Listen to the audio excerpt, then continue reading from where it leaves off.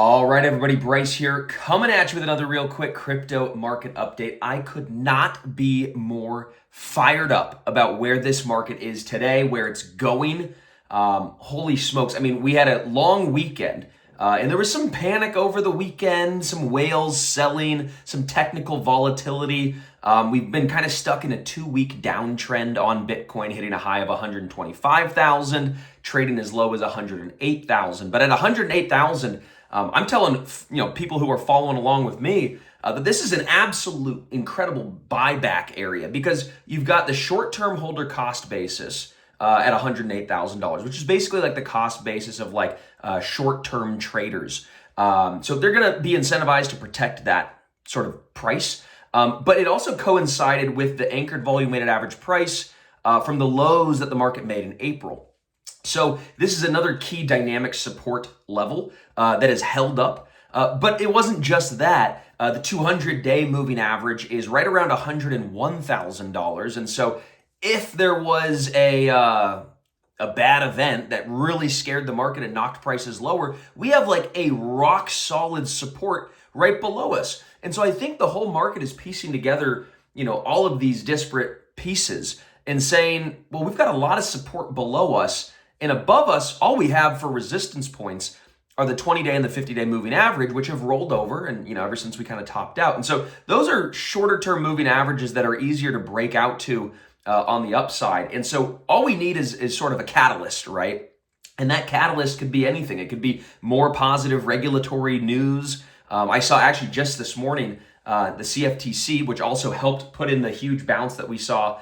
The CFTC just announced that they are clearing the way for spot cryptos to be traded in brokerage accounts. So your, Charles Schwab and Interactive Brokers and all these other areas that you have your brokerage accounts with your stocks and bonds, they're sort of rolling out the red carpet here for crypto in order to have it tradable spot. So not just the ETFs, but actually have crypto wallets inside the brokerage accounts. That is going to be huge. There's just an incredible amount of work going on at the SEC as well to get crypto regulation and these capital markets just up to snuff and get that regulatory clarity. And so these things are those fundamental sort of building blocks that support that long-term uptrend. And I just don't see this whole train slowing down, especially as there was just a couple weeks ago an executive order that you guys, probably heard me talk about, but an executive order to allow crypto into 401ks. And I was actually speaking to a wealth advisor just this past weekend, 2 of them, and they were talking to me about this. Like, did you hear that 401ks are going to be allowing crypto now? I was like, you're speaking my language. Of course I did. I spoke with them, all about, Ethereum, because they're like, oh, what do you think of Ethereum? Because, the big banks are starting to talk about Ethereum, and you see these Ethereum treasury companies where they're going out and issuing a bunch of shares or issuing debt to buy it up. And, the whole entire financial world, the backbone of the financial world is going to be re-architected. And it's going to be on Ethereum and Solana and Bitcoin and many, many, many other, applications and crypto applications that have coins are going to thrive in that environment. I actually saw today that Galaxy issued their shares, their Class A common shares on Solana. So now, if you have a Solana wallet, you have to get verified and go through KYC and a couple steps, but you'll be able to hold shares of Galaxy Digital, right, that trade on the stock exchange in your wallet. And so again, this is just the first or second company that's done that, and we're expecting a lot more. But what could some of the other catalysts be that you're kind of buck us out of this short-term downtrend to resume the long-term uptrend? MicroStrategy is getting eyed by the S&P 500.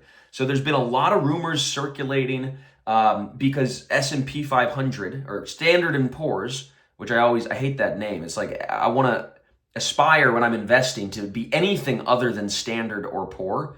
But that's the name of the names of the people who founded it or whatever, I guess. But I always kind of make that joke. But S&P has a credit rating committee and all that kind of stuff. And there are 3 things in order to qualify to be included in the S&P 500. You need a certain level of liquidity with your shares. They kind of make sure that you're actively traded. You have to have a market cap of like $22 billion or more. And then the other one, was I think you've had to have some measure of profitability. I think over the past 3 quarters, you had to have some profitability as according to the Financial Accounting Standard Board. So if you kind of check all those 3 boxes, then the S&P committee can evaluate you and say we could include you in the S&P 500. And so tomorrow, or I guess Friday, right, September 5th, is the day that they're going to be announcing if MicroStrategy gets included. So that could buck this trend. And MicroStrategy is sitting right on its 200-day moving average, which is historically sort of that long-term value area. So if it gets included, I could see a big pop that you're really, if you're not in, you're not going to be able to catch because it's going to go so quick. It'll be BTC and MicroStrategy and probably altcoins and everything. But, disclaimer, I guess, if MicroStrategy doesn't get the nod of approval on September 5th, well, we might see a little bit of air let out of the market, and that could kind of be the risk that could kind of bring us back down to the lows of 108, or if we really start to, creep back down potentially into the, lower $100,000. But again, that's where I think is going to be another incredible buying opportunity. So we've got great support below us. We've got that outlook and that trajectory that continues to grow and galvanize by the day. I couldn't be more excited. I just don't know how else to say it.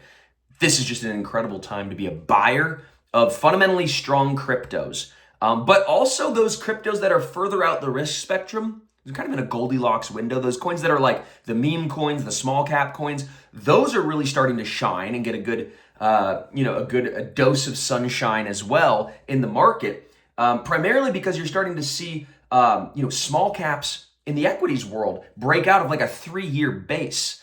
And so there's like so many stars aligning in the equity world with the crypto world. We got rates coming down in September. Fed Waller just went on TV this morning saying that he thinks rates are going to be coming down. He wants rates to come down. He's the Federal Reserve, one of the governors. So they're going to be voting in September. We're getting, manufacturing data coming out this week that came out this morning, painted a rosy picture that things are getting better. Earnings per shares are growing. I mean, the growth in the economy driven a lot by this AI stuff that is just continuing to just compound earnings for these companies. It's just an incredible period to be an investor. And I don't want you to get shaken out and scared out by the volatility. I don't want you to get shaken out and scared out of your positions because of what some talking head on the mainstream media says.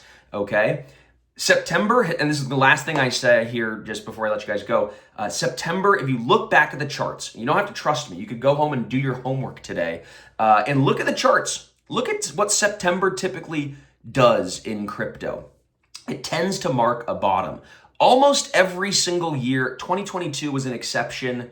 There were some other exceptions, but almost, call it 80 to 90% of the Septembers over the course of the past 15 years that Bitcoin's been around have been the bottom, or essentially the launch pad for an incredible Q4. And everybody knows Q4 is that sort of best performing quarter for crypto historically. We think absolutely this is going to be a great quarter, Q4 for crypto. So September's always, got people skittish. It's got, seasonality that tends to be mixed.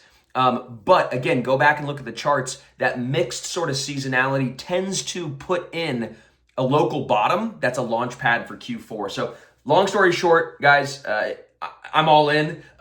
Needless to say, I think crypto is just in the this Goldilocks period. You guys got to be a part of it. That's my market update. Had to come at you guys with it. Hope you enjoyed. Hope you guys have some actionable insights that you guys could take. Happy trading. Hope you guys had a great week and a great strong weekend and week ahead. So take care.